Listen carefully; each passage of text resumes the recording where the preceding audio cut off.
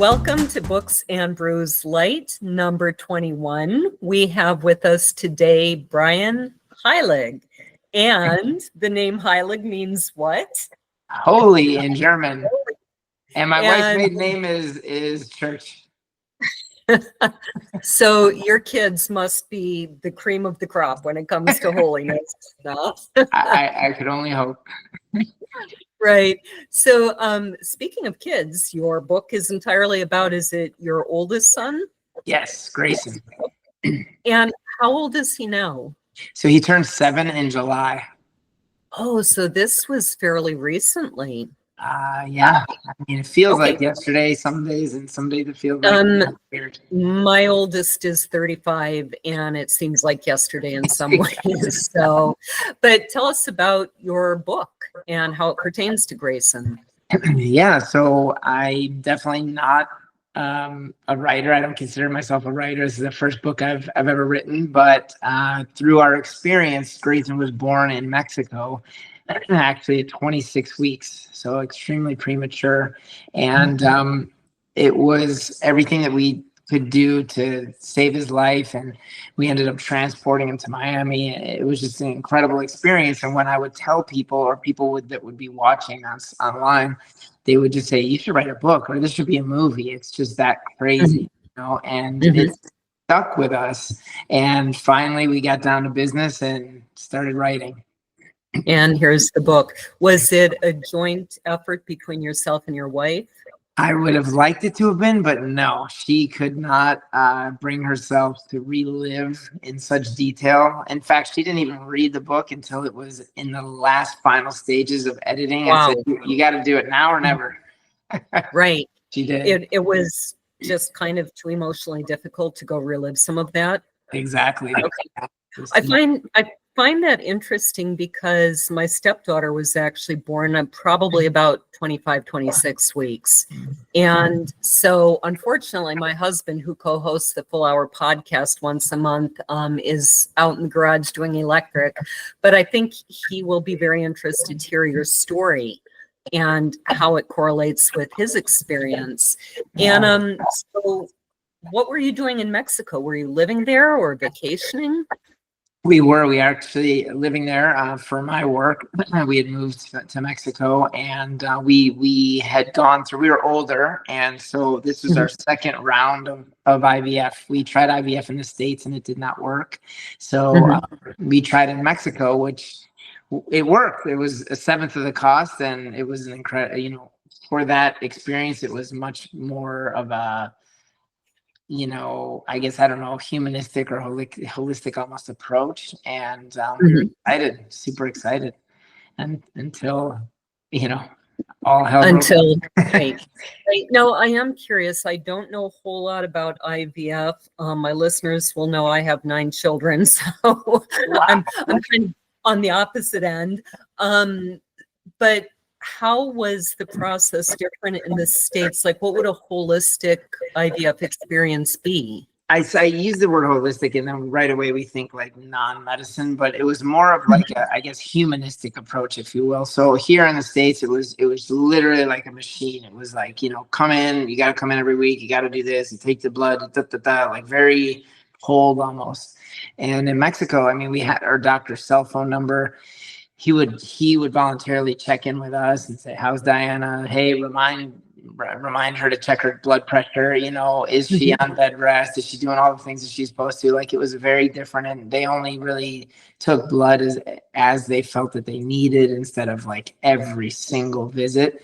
So it was just more relaxing in a way. Okay. Which, by all I know, helps the conception process. You know, it's when you're stressed and tense, that can have a very negative effect. I do find this interesting, comparing the medical care of different countries. And do you feel that this more kind of business-like approach, for lack of a better word, is that kind of common to the whole United States, or would that be more particular to the doctor you had? I'm just asking your best guess. Yeah, it's definitely a best guess, but I have talked to other people that went through the process in the States, and it's weird in a way, because it seems like the IVF success rate is declining rather than getting better in the States. And then my mind right away goes to, oh, it's money, because it is super expensive. So Yes. I don't know for sure. It's just my intuition that says, maybe it's that rigid, very cold, sterile, non-emotional approach that doesn't work. But is it that the doctors are better in Mexico? Maybe, but something's off. It seems like something's off here. Right. Because we have Well, I do agree. Yeah, I do agree that money probably, unfortunately, plays a factor. I hate to think that any doctor would be that cold-hearted, but I think it drives a lot of our medicine. And you might be interested to know where we live, which is kind of in the middle of nowhere, but we have a college here, a medical college. And so our church matches up students with parishioners, so they kind of feel they have someone close by. And our particular student happens to be doing, I wish I could remember what it's called, but it's not the traditional medical program. It is. He's learning to be, Western American doctor, but they have a degree that goes specifically for a more holistic approach. And he was telling us, we're not learning to go, you have a sniffle, take this. We're learning to say, you have a sniffle, what are your other symptoms? What else is going on in your life? And to look at the person more as a whole rather than here's a symptom, here's a cure. So, maybe try IVF as these things change. Yeah, because most of the patients that were in the Mexico clinic didn't live in Mexico. They were traveling from all over the world. My husband has actually looked into some, I believe it was a joint replacement that he needed. And it is very interesting, the difference in cost and care. And the cost especially, that's huge. My experience with that is my oldest was actually born in Ireland. So it's a distinct difference of care between Ireland and the United States. That was different entirely because it was at a maternity hospital where their entire point of being is prenatal care, deliver babies. I found that very business-like. It was almost literally I can't think of the word, but a mechanized line. Just deliver these babies. So here you are in Mexico, and was it unexpected that he was born early? Like, did it come out of nowhere? Yes, Diana developed severe preeclampsia. And so it was actually, we had to deliver the baby to save Diana's life. And so in that moment when we heard that, it was like, I don't even understand, because what do you mean deliver the baby? We're like just over halfway. Like, how does that even happen? Right. But her blood pressure would not come down, and it was very, very dangerous for her, obviously. So that was the choice that right. I actually had to deliver my twins a month early due to preeclampsia. And I was fortunate because not only were they large for being a month early, they were large for being twins. So the little one was over 6 pounds. The big one was almost 8, and that was a month early. And my big sob story about preeclampsia was I almost had twins on February 2nd, 2002. Which would have been the coolest birth date ever for twins. But I was miserable, but explain for our audience what preeclampsia is and what it does and why it's so dangerous. Yeah, it heightens your blood pressure, and there's extra proteins in the urine, and your organs actually start shutting down. So it's after birth, after they delivered Grayson, her body did do just that. She had swelling on her organs, her brain. She had water in her lungs. Like, everything was not going well. It was definitely a scary time. That had to have been terrifying. I mean, for me, they kind of caught it, said, you're going to have to deliver. And I wasn't in great shape, but I wasn't that far gone. Yeah. So it's very different to hear someone else talk about what happens farther down the road.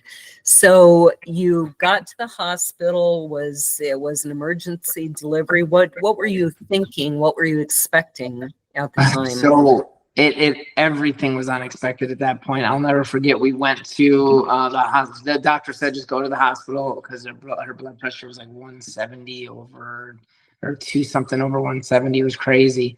And that's when he said, look, we have to deliver the baby to save Grayson's life, Diana's life. But there's these.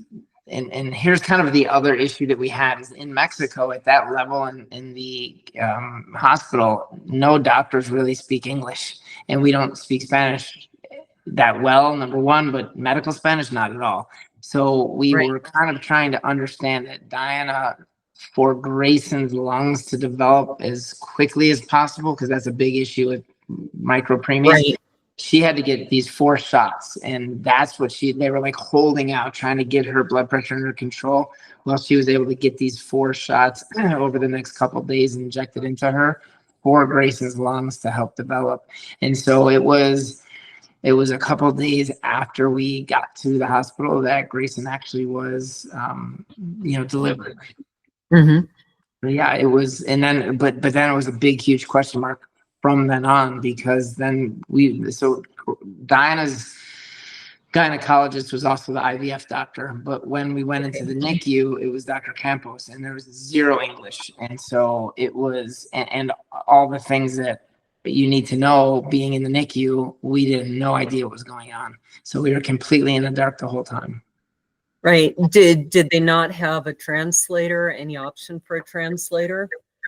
So the problem with that was we would get translators who were fluent, but they didn't understand the medical terms. So they couldn't translate. It was the craziest thing, both on their end and our end, because it was like, I don't know how to, it's just so technical at that point that they just didn't have the words. So is that part of why you took him back to Miami, or was it to be closer to family?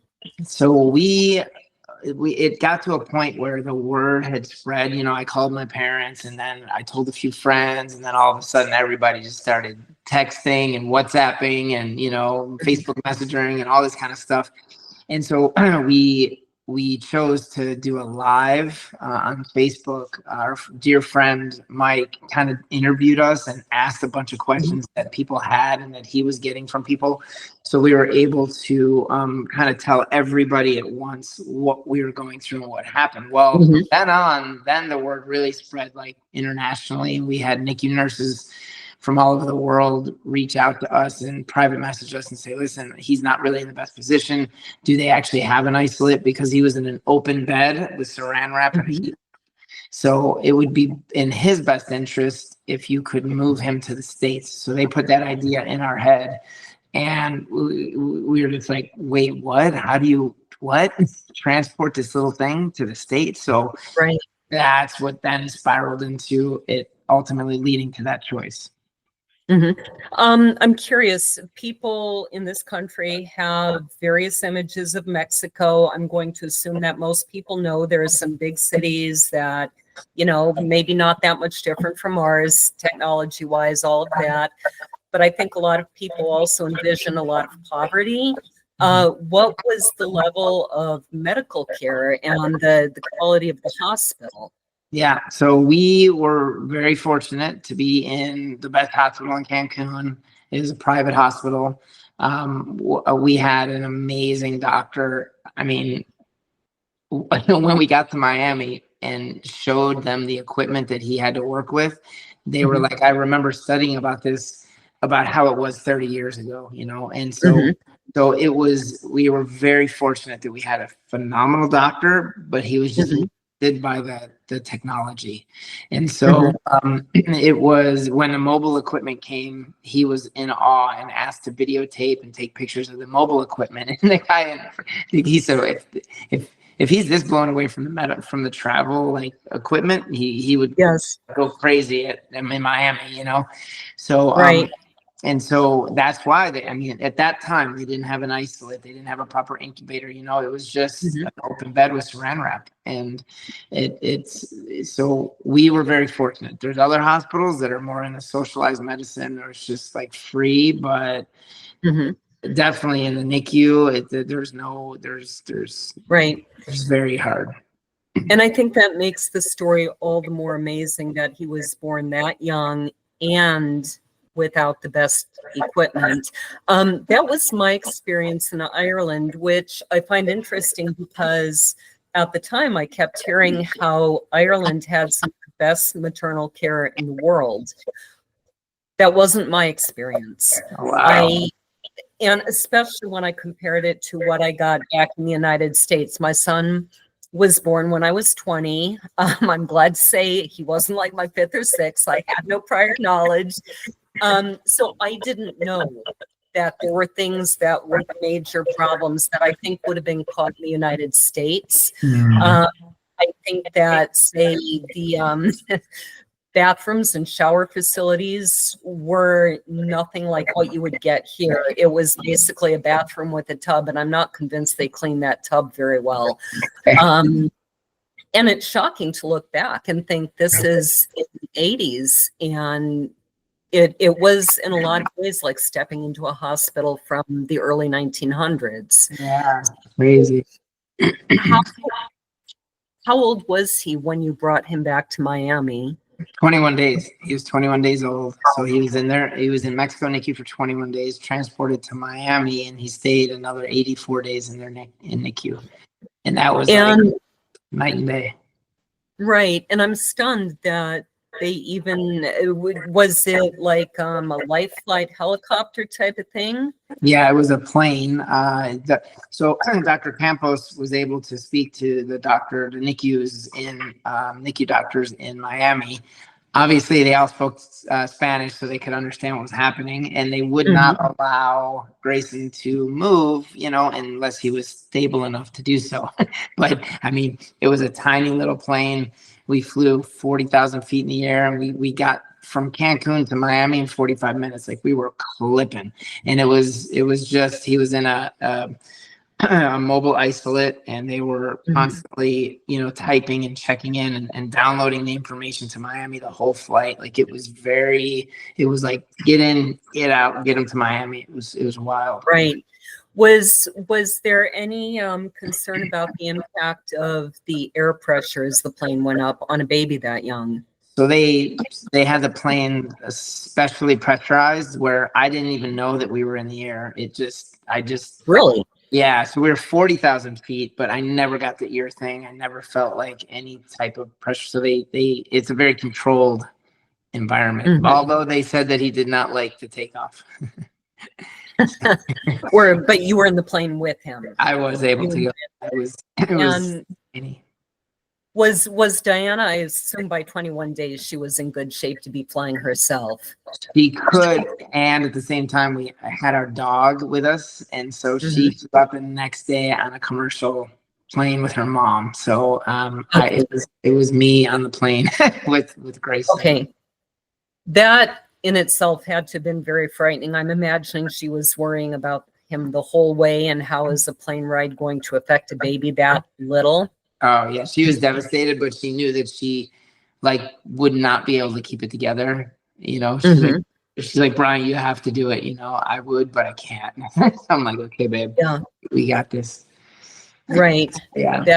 And it all worked out. He's 7 now. Do you have a reading ready for us? I do. Yeah, absolutely. This is a very interesting one. So, I'm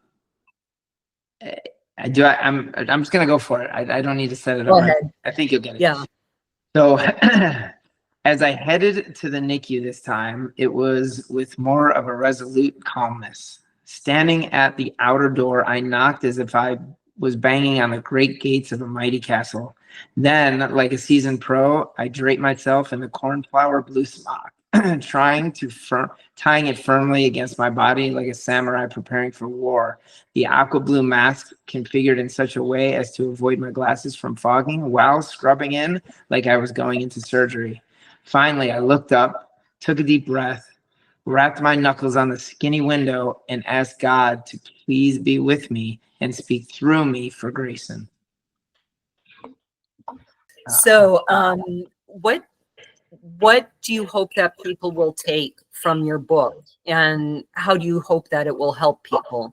I wrote it as real and as raw as I possibly could, and in doing several podcasts, I've been like the first dad. You know, the first dad has written his perspective from the NICU. Mhm. So I think that it would be the original reason I wrote the book was to have it be a resource for NICU parents to know that they're alone. But as it's evolved, you know, all the net proceeds are going toward putting proper equipment into Mexican hospitals for the NICU. But really, I think at the end of it all is, you know, through our experience, it's more than just parents going through the NICU. People have told me that, you know, their faith in humanity has been restored. Their faith in God has been restored. Just to hear our story of how literally the world came together for this little baby. It's just an absolute miracle. So I think it's a book of hope through truth. It's also our journey of really finding God through this whole process and reconnecting as well. So it's become more of a book for many people rather than just NICU parents. But Right. And I think I read that somewhere in the little bit of reading I did to prepare for this, that you now see it as a book for anyone who's going through a difficult time. Yeah, absolutely. Absolutely. You can, when you start to look back and tick and tie how all the things came together that are just impossible to try to make happen on your own, and how you just get to a point of complete release. Like, I just need help. It really, it shows you that, you know, again, people will help, they'll reach out, but you will have to accept it and, you know, really just go with God and know that it's going to be okay. Somehow it's easy to look back now. When you're in it, it's very difficult. Right. So talk a little bit about how the book changed, or how the experience, I should say, changed your faith and how it helped you grow in faith. Yeah, absolutely. So, I mean, I distinctly remember there was, we call it the chapel. There's this little area on the same floor as Grayson and Diana that it was like a little quiet white. The floors were white, the benches were white, the walls, the frosted glass, you know, had the light come in, but it was very soft. It was very calming. They had beautiful flowers, fresh, that they would have almost every day, and the fragrance was amazing. And I remember feeling that total helplessness and just, I'm alone, you know. And there's one painting on the wall, and I looked at it, and it's this rustic brown frame picture of Jesus, and I was like, oh yeah, I'm not alone. And that's immediately when I started, like, literally on my knees, like, help me, you know, because you go through these stages of, you know, like, why me, God? Why are you doing this to me? And then it switched to help me, God. Then switched to thank you, God, you know, for. Yes. And I do find it interesting that it seems for so many people, most, if not all, it does seem that it's hardship that really increases our faith and makes us realize I can't do this by myself. Yeah, and when you have nowhere else to go, that's the one place that you go. And then that just continued to develop, and, you know, through the years after, I mean, it's just been an incredible experience, because Grayson, I mean, he's just a living miracle, and you look every single day at him and go, wow, you know, it's like, if you don't even know what you went through, you know. And Right. Does he have any lasting health effects, or did he come through quite well? So for the NICU issues, the preemie issues, you always look at, you know, the brain, the eyes, and the lungs. And for those, he's good. But 3 years old, he was actually diagnosed with autism. So he's on the spectrum. Okay. And so he's dealing with life as a neurodivergent, which has its own set of complications. But he's just a trooper. I mean, he's wicked smart. Everybody loves him when they meet him, and he's just like thirsty to learn and learn and learn. Yes, and I think that can be part of being autistic is that kind of drive and focus. I've known several people, probably more than several, on the autism spectrum, and you would never guess, they're doing just fine. They're doing great. Yeah. So what's next for you? Do you anticipate pushing this book, or do you see another book in the future? So originally what happened was, the idea of the book was, the seed was planted very early on. And by our friend Jolie, she typed on that live that I did, hey, you should write a book. And I was like, yeah, right. At this moment, I just needed a kid to survive. And then I procrastinated years after. It was about 3 years that we should write the book. I'm going to write the book someday. And it wasn't until we were in church and the pastor said, hey, have you ever asked God what he wants you to do with your life? And I thought, no, it's always been about what I want, And so he said, let's try it. As an ask. And I was like, okay. So I said, God, what do you want me to do? And it was like instant. It was write the book, speak about it, and transform lives. And so I got to work right that next day pretty much. And so that's been my driver. It took me 26 months to write the book, 10 months of editing. So it took a while, but the book's been out less than a year. But now I'm in phase 2, which is speaking about it, like with you and other podcasters. Right. I would like to speak on stages. And really, I feel that, yes, all the net proceeds are going toward helping Mexican hospitals and put incubators and different things. But I think that there's a much bigger play here, and that is, being obedient to what God told me to do. And I feel that there's going to be a connector, somebody out there in an audience that can really get the hospitals what they need and help babies. So, and there is definitely a book number 2. I just don't know how soon that'll happen. Will it be on the same subject, or it'll be a continuation? Yeah, continuation. Okay. I think that's amazing that it's not just a book about you, but grew into this whole, how can we help other people, and not just about premature babies, but about helping each other, about growing in faith, about just living life bigger. And I think this is the miracle of hardships, is that sometimes they turn into this amazing thing that, as you said, reach the whole world. So where can people find you online? So it's my name, brianheilig.com. Okay. So Brian, BrianHeilig.com. From there, you can get to my social media, but I'm on Facebook mostly, Brian Heilig. Instagram is Brian S. Heilig. I am on TikTok as the micro-preemie dad, but I'm still getting that going because, Okay. I'm not on TikTok at all. Yeah. So, and do you have any public events coming up?